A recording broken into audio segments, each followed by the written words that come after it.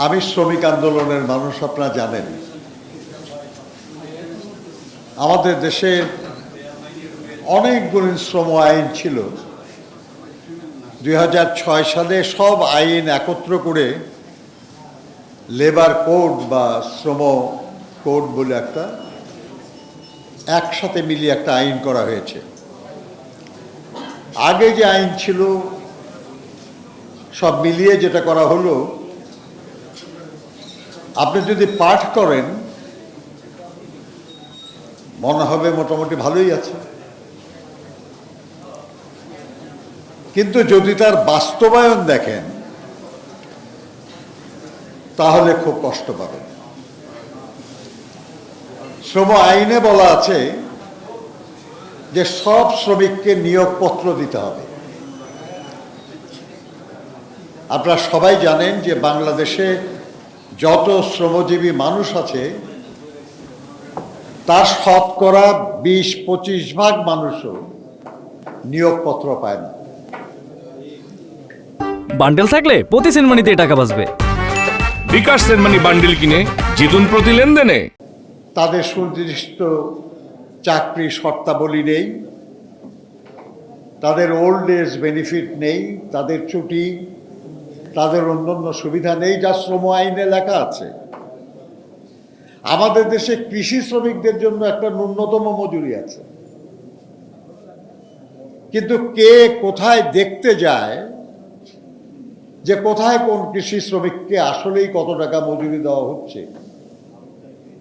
কম দেওয়া হলে তার জন্য যে কম দেয় তার বিরুদ্ধে অভিযোগ জানানো বা শাস্তি দেওয়ার কোনো মেকানিজম নাই। এখানেও যে নতুন বিধান, সেখানে কাগজে চমৎকারভাবে লেখা আছে যে একই বিধানে অতীতে যারা শাস্তি পেয়েছিলেন তারা মুক্তি পাবেন, তাদের শাস্তি বাতিল হবে, তারা বন্দী থাকলে মুক্ত হয়ে যাবেন। কিন্তু ঘুরে ফিরে ওই একই বিধান আর এক জায়গায় আইনে সন্নিবেশিত করা হয়েছে, যাতে করে এখন আবার ওই একই অভিযোগে গ্রেফতার করা যাবে, শাস্তি দেওয়া যাবে। এর চেয়ে বড় অযৌক্তিক বিষয় আর কি হতে পারে?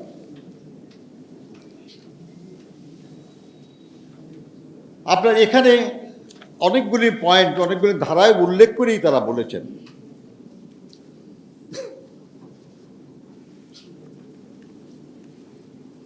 এখানে কতগুলি আইনের বিষয়ে বলা হয়েছে যে আইনগুলি অস্পষ্ট, বিধানে অস্পষ্টতা আছে, আর এই অস্পষ্টতার সুযোগে যারা এই আইন প্রয়োগ করে তারা মানুষের উপর, জনগণের উপর নিপীড়ন চালায়।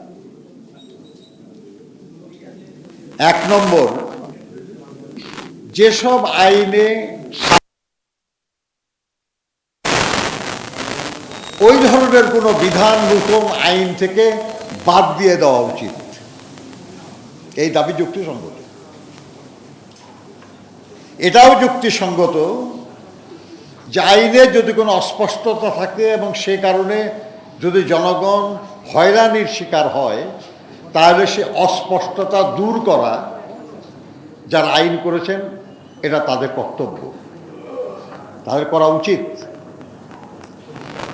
তারা অস্পষ্ট রেখে কিছু লোককে দুর্নীতি অনাচার করার, কিছু লোককে জুলুম করার সুযোগ দেবেন, এটা কোনো আইনের বিষয় হতে পারে না।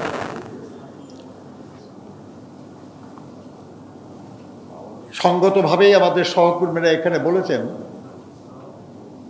যে একটা আইন কার্যকর করার পরিপূর্ণ ক্ষমতা, এমনকি সেটা কার্যকর করার জন্য যে কমিশন নিয়োগ করা হবে, সেই কমিশন নিয়োগ এবং সেই কমিশনের গঠন সব মিলিয়ে যদি এমন হয় যে শুধুই সরকার এই আইন প্রয়োগ করবে,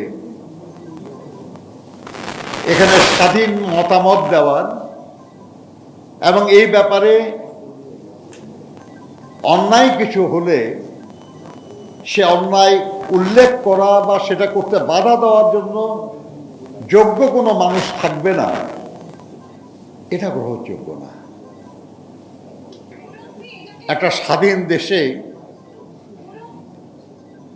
আসলে তো স্বাধীন দেশ মানে যে দেশের জনগণ স্বাধীন, ভূমি তো স্বাধীন না। জনগণই দেশ, রাষ্ট্র। সেই জনগণ যাতে সুবিচার পায়, যাতে তাদের উপর কেউ নিপীড়ন না করে, সেজন্য নিরপেক্ষ মানুষ কিংবা তাদের প্রতিনিধিত্ব করতে পারে এমন মানুষ এইসব কমিশনে থাকা দরকার। এইসব আইন প্রয়োগে কোনো অন্যায় যাতে না হয় সেটা তদারকির দায়িত্ব পাওয়া দরকার। কাজে এই ব্যাপারেও যে সুপারিশ করা হয়েছে আমি মনে করি সেটা যুক্তিসঙ্গত।